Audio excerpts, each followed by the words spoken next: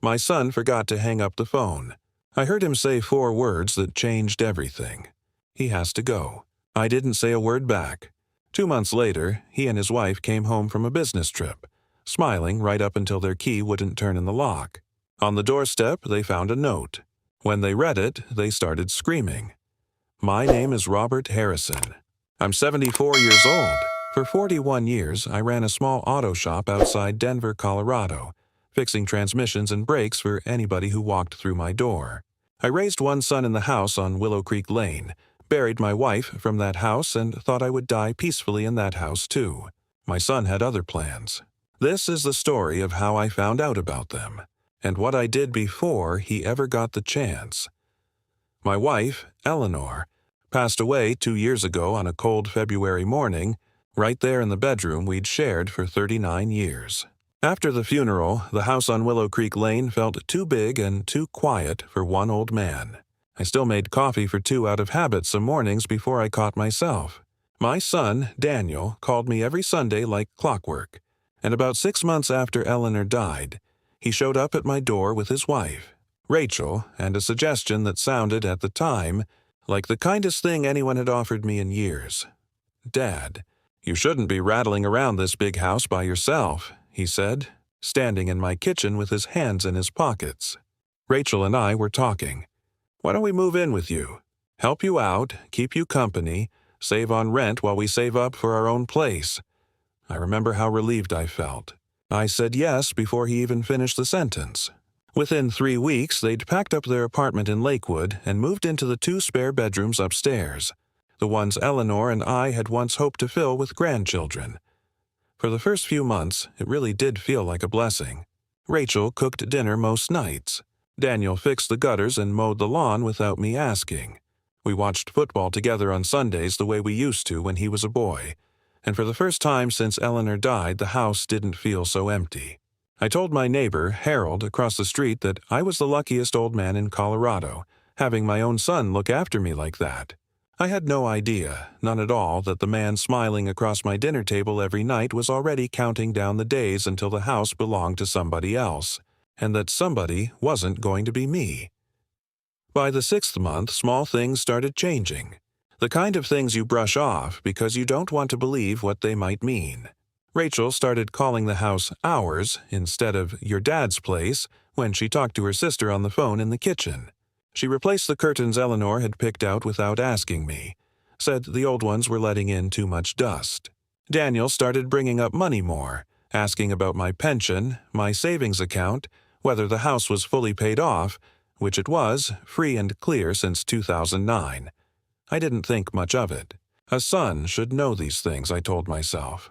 One night at dinner, Daniel mentioned that his old college friend, Brian, had just inherited his mother's house in Aurora and sold it for close to $900,000. "Prices out here are just crazy right now," he said, looking around my kitchen in a way that made the back of my neck feel cold, though I couldn't have told you why at the time. Rachel started inviting a realtor friend of hers over for coffee, a woman named Patricia, who I later learned had actually given them an estimate on my house without my knowledge, back when I thought she was just a friend stopping by to be neighborly. Looking back now, I can see all of it clearly, laid out like a map. Back then, I just saw a son and daughter-in-law settling into a routine and an old man grateful not to be alone. I want you to remember that feeling, that trust, because it's the same trust that made what came next hit so hard when I finally understood what was really happening under my own roof. About 8 months in, Daniel started saying things like, "Dad, you're forgetting things more than you used to," even when I hadn't forgotten anything at all. I misplaced my reading glasses one Tuesday, the same way I had my whole life, and by dinner, Daniel was telling Rachel across the table, like I wasn't sitting right there, that he was getting worried about Dad's memory.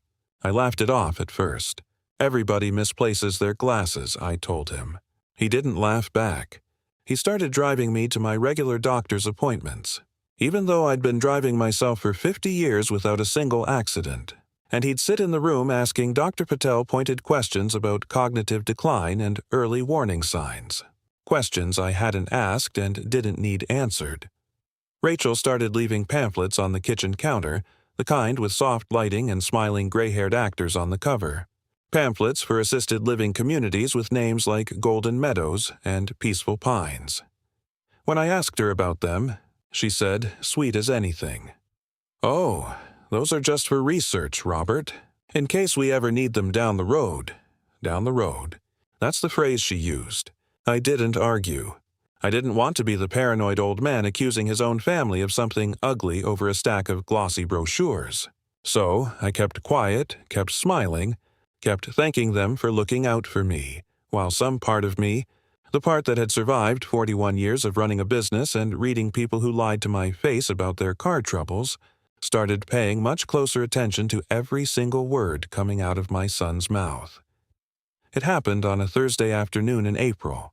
I'd gone out to the garage to look for a socket wrench I hadn't used in years, just puttering around the way old men do, when I heard Daniel's voice coming from the kitchen through the door I'd left cracked open. He was on the phone, and from the way he was talking, low and fast, I could tell he thought he was alone in the house. "No, listen," he was saying. "The doctor already said his memory is declining. That's on record now. That's what we need. Once we get him into Golden Meadows, the paperwork practically signs itself. We're not talking about kicking him out. We're talking about him needing care he can't get living alone with us working full-time." I stood frozen in that garage doorway with a socket wrench in my hand, my heart pounding so loud I was sure he'd hear it through the wall. He kept going. Patricia already ran the numbers.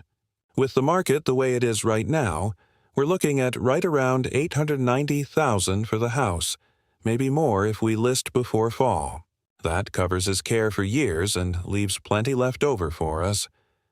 Rachel must have said something back because Daniel laughed, actually laughed, and said, "He has to go.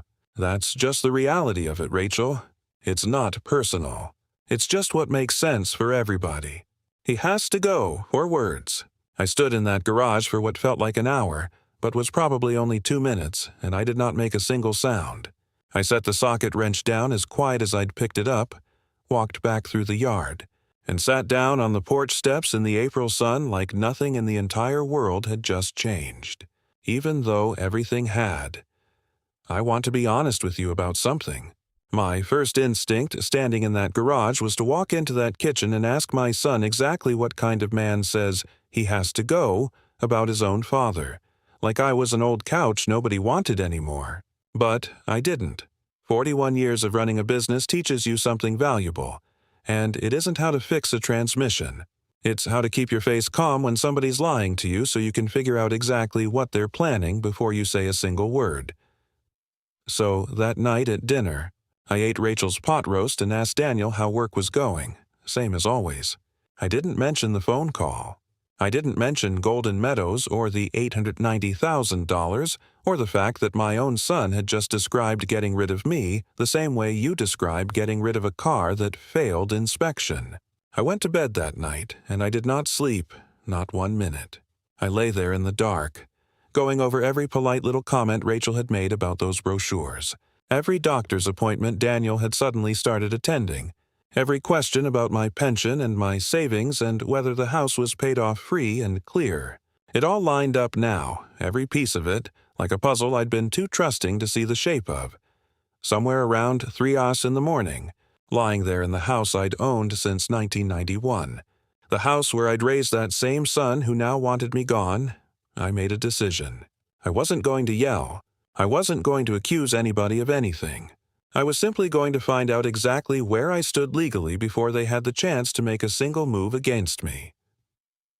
The following Monday, I told Daniel I had a doctor's appointment across town and drove myself there in my own truck, the same 2011 Ford F-150 I'd had for 13 years. Instead of the doctor's office, I drove to see a lawyer named Grace Whitman, whose office was above a bakery on Colfax Avenue, recommended to me years ago by a customer from the shop. I sat across from her desk and told her everything. The phone call, the brochures, the questions about my finances, all of it laid out plain. Grace listened without interrupting, taking notes on a yellow legal pad, and when I finished, she pulled up the county records right there on her computer. "Mr. Harrison," she said, "I want you to understand something clearly. This house is deeded solely in your name, just yours.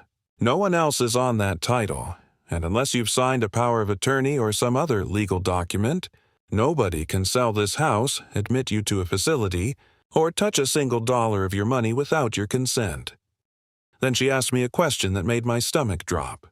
Has your son asked you to sign anything recently? Any paperwork you described as insurance forms or medical authorizations or anything like that?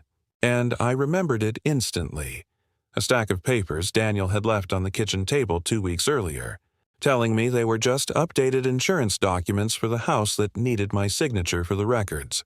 I hadn't signed them yet, kept meaning to get to it, kept putting it off because I don't sign anything without my reading glasses and a clear head.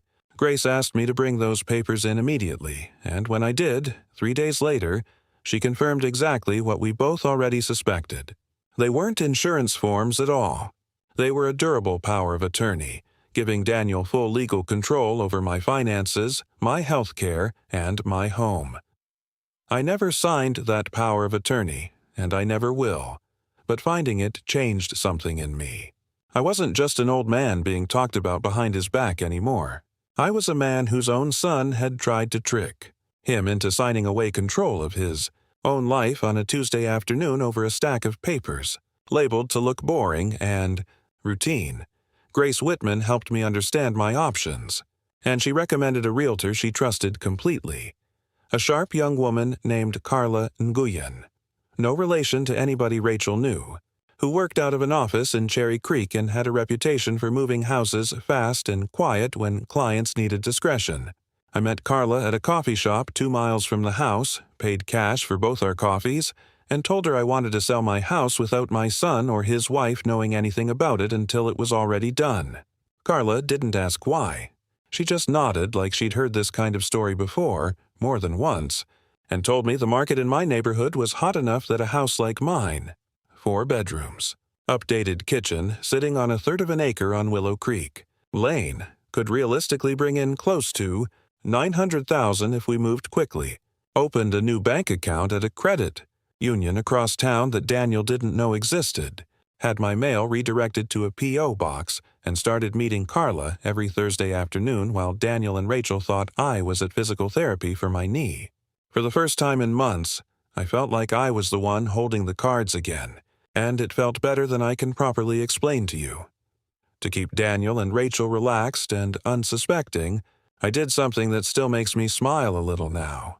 I let them take me on a tour of Golden Meadows. I walked through those hallways with the soft lighting and the smell of lemon cleaner, nodded politely at the activities calendar pinned to a corkboard, and even told the tour coordinator the dining room looked lovely, all while knowing I had absolutely no intention of ever living there.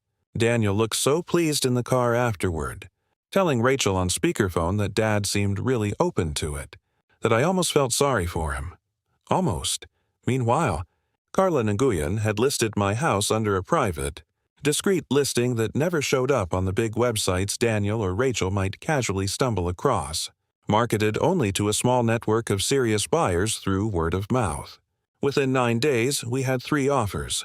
The best one came from a young couple named Thomas and Priya Anderson, expecting their first baby, who fell in love with the backyard where Daniel used to play catch with me 40 years earlier.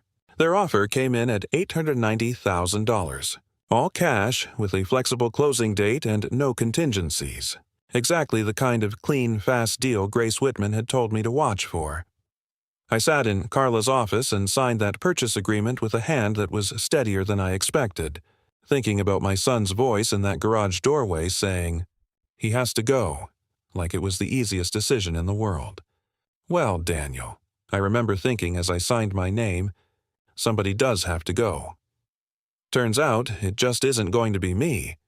About 2 weeks after I signed that agreement, Daniel came home from work practically glowing, the way he used to when he was a kid and got picked for the baseball team.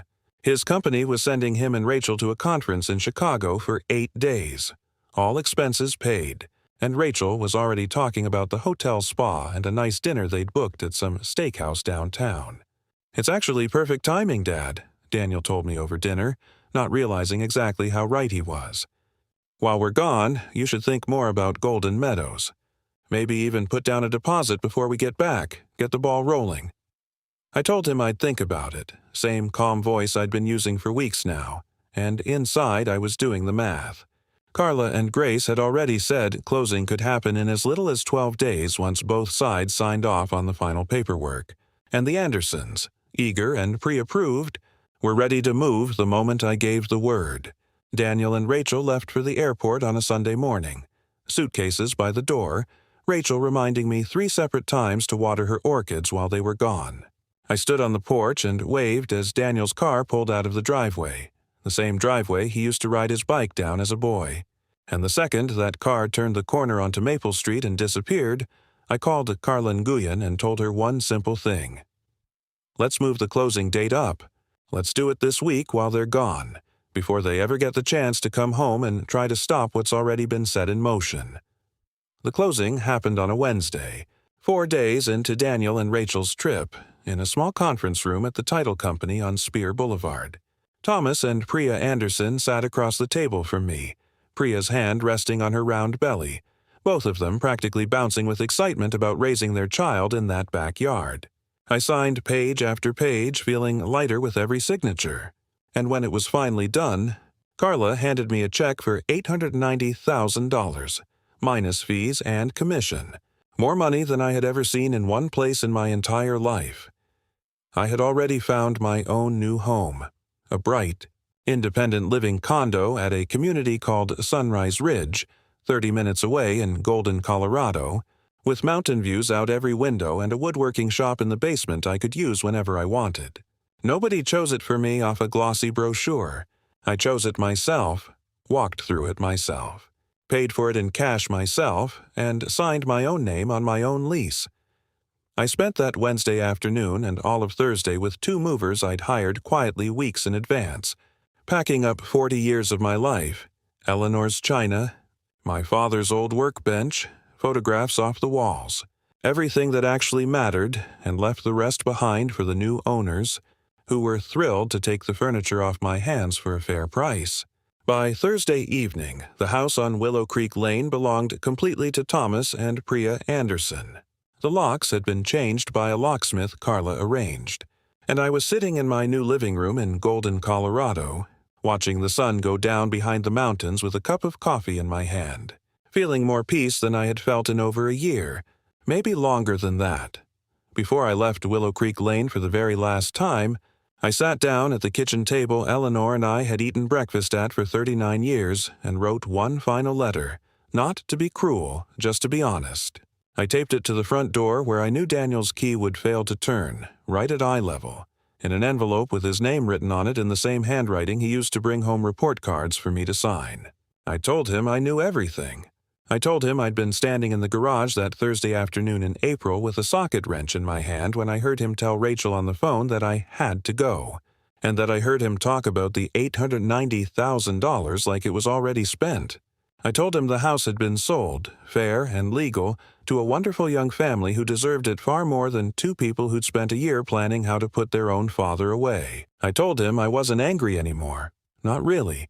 Just disappointed in a way that went deeper than anger ever could, and that I hoped someday he understood what it actually feels like to be the person somebody else decides is inconvenient. I told him not to bother trying to reach me at the old numbers, since I'd already closed those accounts, but that I would answer if he ever called simply to say he was sorry and meant it. I signed it the way I'd signed every card and letter to that boy since he was 7 years old. Love, Dad. Then I locked the door for the last time, got in my truck, and drove away from Willow Creek Lane without looking back even once in the mirror. Daniel told me later, though I didn't hear it from his own mouth until weeks after, that he and Rachel pulled into the driveway on Willow Creek Lane that Sunday evening, still tan and relaxed from their trip, Rachel already talking about unpacking and checking on her orchids. Daniel walked up to the front door with his key in hand, same as he'd done 10,000 times before, and it simply would not turn. He assumed it was jammed, jiggled it, tried again, called out to Rachel that something was wrong with the lock. That's when Priya Anderson opened the door from the inside, confused, holding her newborn daughter against her shoulder, asking Daniel who exactly he was and why he was trying to get into her house. According to my neighbor Harold, who watched the whole thing unfold from his porch across the street, Daniel stood frozen on the steps for a long moment before he noticed the envelope taped just beside the doorframe with his name written across the front.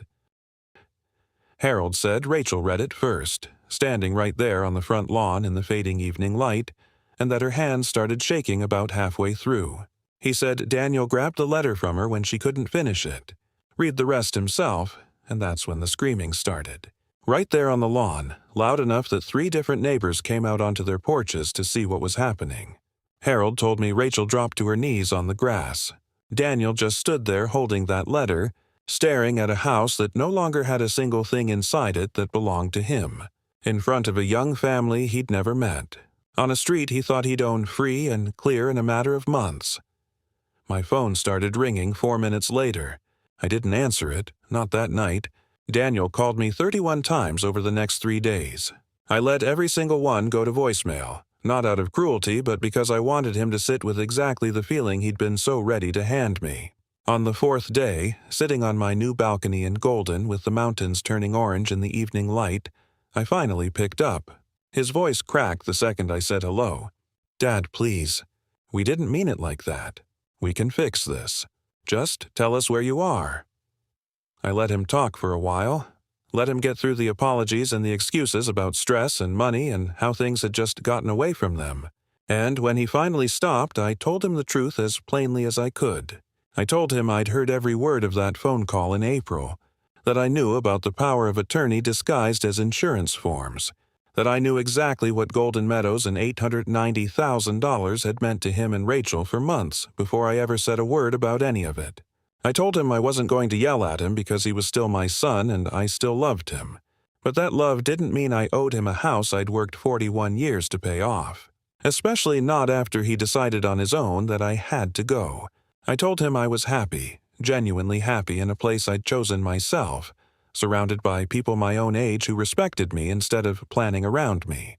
Before I hung up, I told him the door wasn't completely closed, not forever, but that it would only open again when he was ready to see me as his father again, and not as $890,000 standing in the way of his plans. I hung up the phone, set it on the table beside my coffee, and looked out at those mountains one more time, feeling, for the first time in longer than I could remember, completely and finally at peace. If you made it to the end of this one, you already know exactly what it feels like when a quiet man finally stops being quiet.